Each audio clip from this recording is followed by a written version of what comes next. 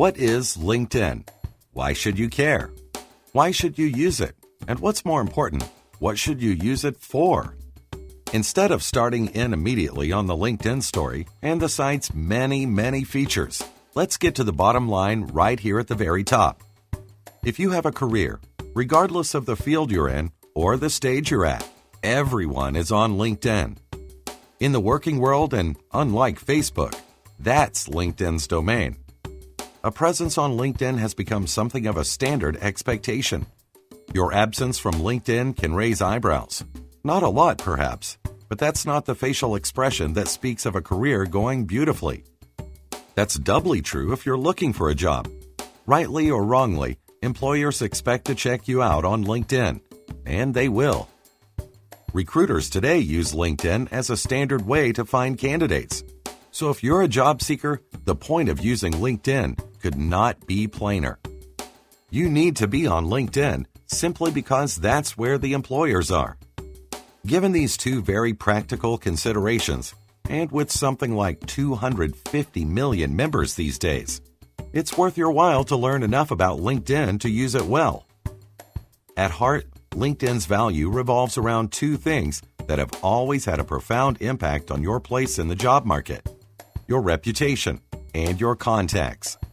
First, your reputation. Everyone who joins the site has a LinkedIn profile. That's at the heart of what we can call your reputation. LinkedIn has some default settings that will fill in some blanks for you, but it's worth spending time making your profile shine. You get to talk about your current job, your work history, your education, and your expertise. You can spell out your specific skills. You can add links to work you've done, a presentation, for example. You can upload samples of your work. If you've written something relevant to your field, you can post it directly to LinkedIn and make it part of your profile. Your LinkedIn profile can serve as a more fleshed out version of your resume, and it gives you room to talk about where you want to go, not just where you've been.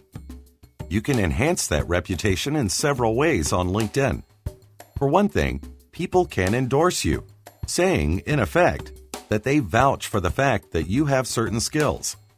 For another, you have the opportunity to participate in LinkedIn groups, and there are groups for every industry under the sun. Your contributions there can help you make a name for yourself. Next, your contacts. And that's what many people would call LinkedIn's greatest strength. On LinkedIn, your contacts are connections, and people you know directly are first-degree connections.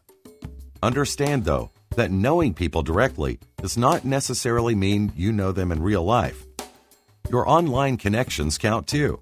Those first-degree connections have their own connections, and those people become your second-degree connections.